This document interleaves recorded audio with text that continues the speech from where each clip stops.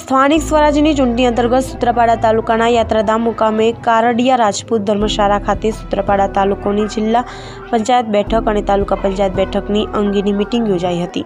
આ મિટિંગમાં દીપ પ્રાગટ્ય કરી કાર્યક્રમને ખુલ્લો મૂકવામાં આવ્યો હતો। આ પ્રસંગે જૂનાગઢ જિલ્લાના સાંસદ રાજેશભાઈ ચુડાસમા તે ખાસ હાજરી આપી હતી, તેમજ રાજેશભાઈ દ્વારા ભાજપ કાર્યાલયનું ખુલ્લું મૂકવામાં આવ્યું હતું। આ મિટિંગમાં ગીર સોમનાથ જિલ્લાના પ્રભારી મહેન્દ્રભાઈ પણોત, પૂર્વ ધારાસભ્ય ગોવિંદભાઈ પરમાર, જિલ્લા ભાજપ પ્રમુખ માનસી પરમાર તેમજ જિલ્લા પંચાયતના ઉમેદવાર યુવા નેતા રાજવીરસિંહ ઝાલા તેમજ તાલુકા પંચાયતના બેઠકના ઉમેદવારો પ્રતાપભાઈ બારડ, વચુભાઈ મેર, ભાવસિંહભાઈ ગોહિલ, પ્રતાપભાઈ પરમાર। આ કાર્યક્રમમાં શૈલેન્દ્રસિંહ રાઠોડ, પૂર્વ જિલ્લા પંચાયત પ્રમુખ વજુભાઈ વાજા, જિલ્લા શિક્ષણ સમિતિ ચેરમેન ધીરુભાઈ સોલંકી, ભગવાનભાઈ બારડ તાલુકા પ્રમુખે હાજરી આપી હતી અને ભાજપના નેતાઓને સન્માનિત કરવામાં આવ્યા હતા।